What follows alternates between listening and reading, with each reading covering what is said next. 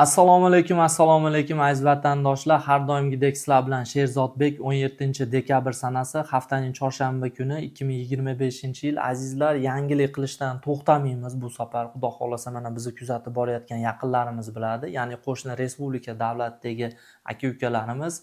Va yana bir narsani aytib o'tib ketmoqchiman. Agarda siz qisqa muddat ichida vizaga topshirmoqchi bo'lsangiz, mana harakatingizni qiling.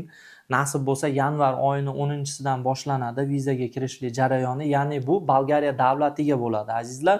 Bolgariya davlati bilasizlar Schengen zonasiga kirgan hisoblanadi. Ya'ni bemalol Bolgariya davlatiga borib, hatto bir 2 oy bitta joyda ishlab bersangiz, ana undan keyin qo'shni bir Yevropa davlatiga o'tib VNJlariga topshirsanglar bo'ladi. Bu to'g'risida men bundan oldingi videolarimda ham aytib o'tib ketganman. Bizni yaqindan kuzatib kelayotgan obunachilarimiz va yaqinlarimiz biladi bu to'g'risida va imенно mana shu VNJ olgan insonlarni Telegram gruppalarimizda qoldirganmiz natijalarini.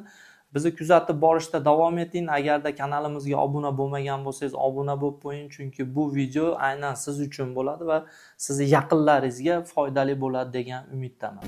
Juda ham ko'pchilik inson hozirgacha Finlandiya bo'yicha ma'lumot bering, tushuntirib yuboring deyapti. Azizlar, ma'lumot bergan insonlarimizga ma'lumotini berdik, ulgurgan ulgurib qoldi, kech qolgan kech qoldi. Endi nasib bo'lsa yana qaysidir taraflama bir yangiliklar bo'lib qoladigan bo'lsa, mana shu ofitsialniy YouTube kanallarimizda xabarlarni, ya'ni e'lonlarni berib o'tamiz.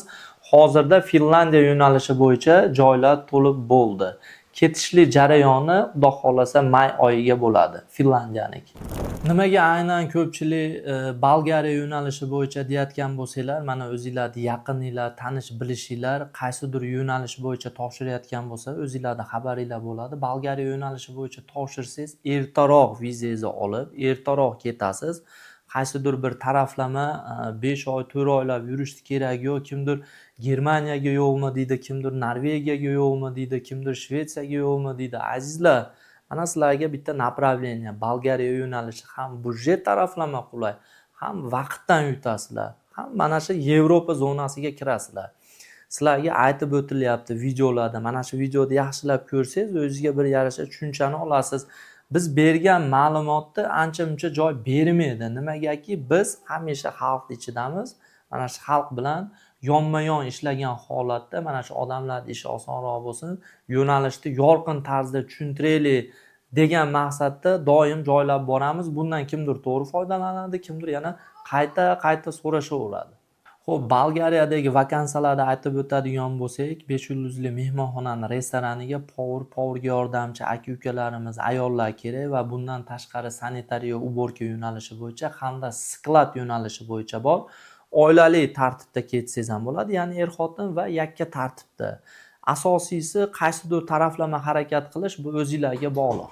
Agarda sizga oyligi balandroq joy qiziq bo'layotgan bo'lsa, marhamat mana Slovakiya davlatiga, ya'ni Volkswagen zavodiga 7-8 soatlik ish, bir haftada bir kun выходной, ba'zi bir holatlarda 5 kun ishlaysiz, 2 kun dam olasiz. Xo'p, oyligiga keladigan bo'lsak, oyligi $1,300 dan $1,800 bo'ladi. Azizlar, 3 mahal issiq ovqatingiz va ust-boshingiz shartnoma asosida beriladi. Yotoq o'zingizning hisobingizdan bo'ladi. Naprimер, oyligingiz 1,800 tushsa, $300 yotog'ingizga o'tib ketadi. Ketish muddati 4 oydan 5 oygacha bo'ladi. Agarda yana kimgadir qiziq bo'lsa, Serbiya va Latviya yo'nalishi ham bor. Azizlar, bemalol aloqaga chiqib ma'lumot olishingiz mumkin. Sizlar bilan Sherzodbek, hammanglarni yaxshi ko'raman. Hammanglarga Allohim kuch-quvvat, madad bersin. Sog' salomat bo'linglar. Xayr.